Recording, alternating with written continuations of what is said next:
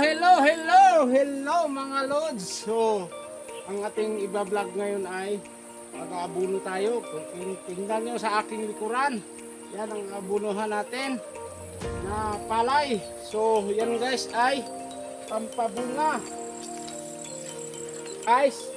Pampabunga sa ating palay. So, ito nga yung ngayon guys, no? So, kahit mainit at kailangan naming mag-abuno, ito na yung magandang mag-abuno na mainit para yung inaabuno natin hindi didikit dun sa may dahon na pagbasa yung dahon. So mas maganda daw mag-abuno ayon sa mga marurunong na ang pag-aabuno ay kailangan mainit para tuyo yung dahon. Kaya so ngayon nag-aabuno nga kami dito kahit tirik yung araw para maganda, para diretso daw sa baba, hindi siya didikit sa may dahon.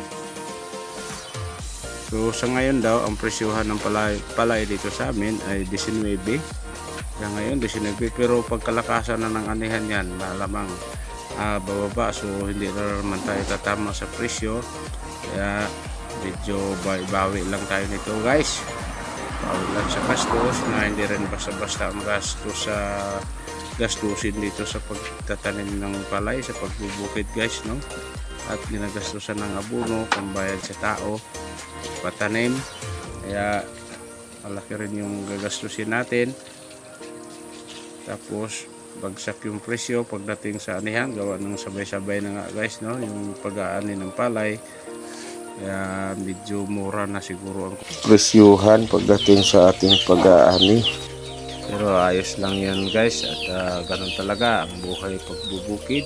May tsambahan, hindi mo na tsambahan ng magandang presyuhan. So sabihin, tabla-tabla ka lang, okay lang, ayos lang. Pero tuloy-tuloy pa rin tayo guys, huwag tayo mawala ng pag-asa. Ito na guys, pabagsak na yung ulan, inulan na naman. Yan na guys, di pa kami tapos mag-abuno pero pabagsakan na kami ng ulan. Yung pambihirang ulan na talaga. Yan o, buti na lang isang ano na lang yun, isang pitak yung abunuhan namin. Medyo okay na yun, ibali na sa ulan.